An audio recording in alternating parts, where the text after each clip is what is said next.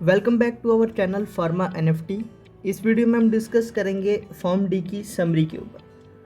Last video में हमने discuss किया था एम फॉर्म और एमबीए के ऊपर। हमने बात की थी कि आपको एम फॉर्म या एमबीए करनी चाहिए बी फॉर्म के बाद या नहीं। इस वीडियो में हम फॉर्म डी की समरी के ऊपर बात करेंगे। अगर आप हमारे इस चैनल पे नए हैं तो प्लीज़ लाइक एंड सब्सक्राइब कर लें हमारे इस चैनल को फॉर लेटेस्ट अपडेट्स के लिए। आज की वीडियो का जो सोर्स है वो मैंने कुछ वेबसाइट से, कुछ फ्रेंड्स से और कोवर्कर्स से डिस्कस किया है कि फॉर्म डी करनी चाहिए बी फॉर्म के बाद या नहीं। स्टार्ट करते हैं फॉर्म डी की समरी। फॉर्म डी, अगर आप फॉर्म डी में न्यू एडमिशन ले रहे हैं तो फॉर्म डी जो है वो 6 ईयर का कोर्स है, 5 ईयर की स्टडी प्लस 1 ईयर का इंटर्नशिप।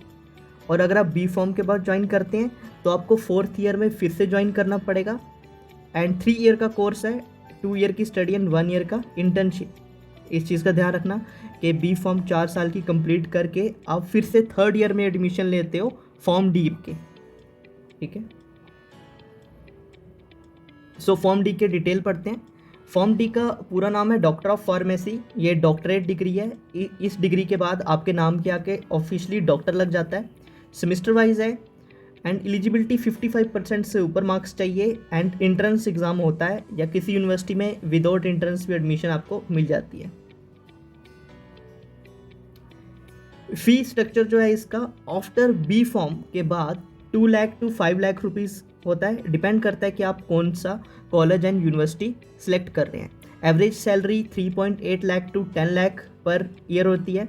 ये डिपेंड करता है कि आप इंडिया में जॉब कर रहे हो या फॉरेन में जॉब कर रहे हो। जॉब पोजीशन इसकी pharmacist, drug expert, drug retailer, उसके बाद retail pharmacist, hospital pharmacy director, hospital pharmacist, clinical pharmacist, ऐसी जॉब्स लग जाती हैं। अब बात करते हैं सब्जेक्ट्स के बारे में।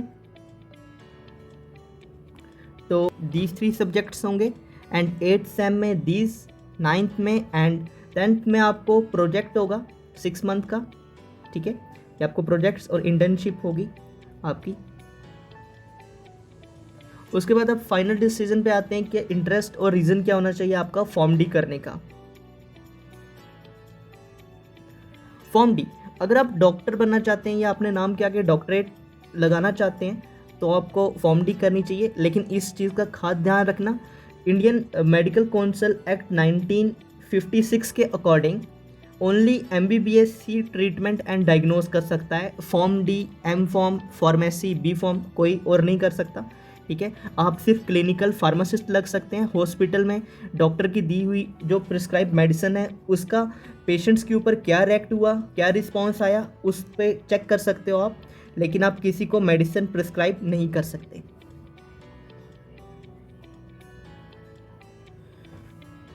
फॉर्म डी का फॉरेन में बहुत स्कोप है। फॉरेन में अगर आप जाओगे तो आपको फार्मासिस्ट ट्रीट किया जाएगा। और फॉरेन में जो मेडिसिन प्रिस्क्राइब करते हैं वो डॉक्टर नहीं करते, डॉक्टर सिर्फ डायग्नोज करते हैं। और जो मेडिसिन रेकमेंड करते हैं वो सिर्फ फार्मासिस्ट करते हैं, ठीक है। तो फॉरेन का काफ़ी स्कोप है फॉर्म डी का।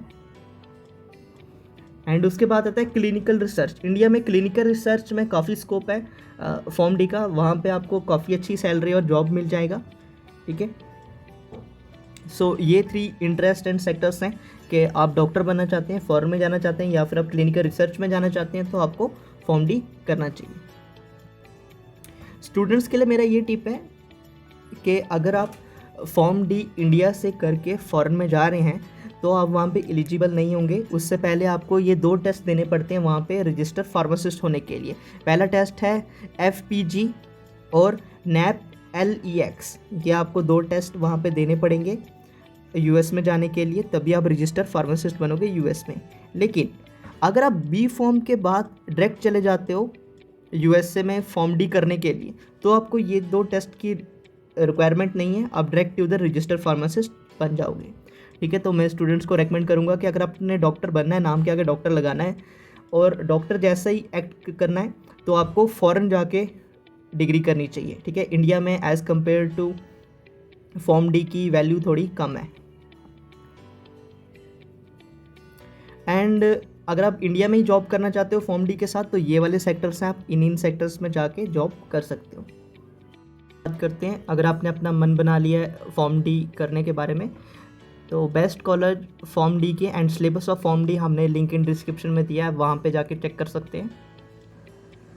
इसके अलावा अगर आपके मन में कोई भी डाउट है फॉर्म डी से रिलेटेड, तो प्लीज़ हमें कमेंट करके बताएं, हम वहाँ पे आपकी हेल्प करेंगे। और ये वीडियो अपने फ्रेंड्स को भी शेयर करें ताकि उनको भी पता चले कि फॉर्म डी बेस्ट है, एम फॉर्म बेस्ट है या MBA बेस्ट है। सो लास्ट में बोलूँगा कि अगर आपको रिसर्च में जाना है तो आपके लिए एम फॉर्मा बेस्ट है, और अगर आप बिजनेस सेटअप करना चाहते हैं तो आपके लिए MBA बेस्ट है। Thank you so much.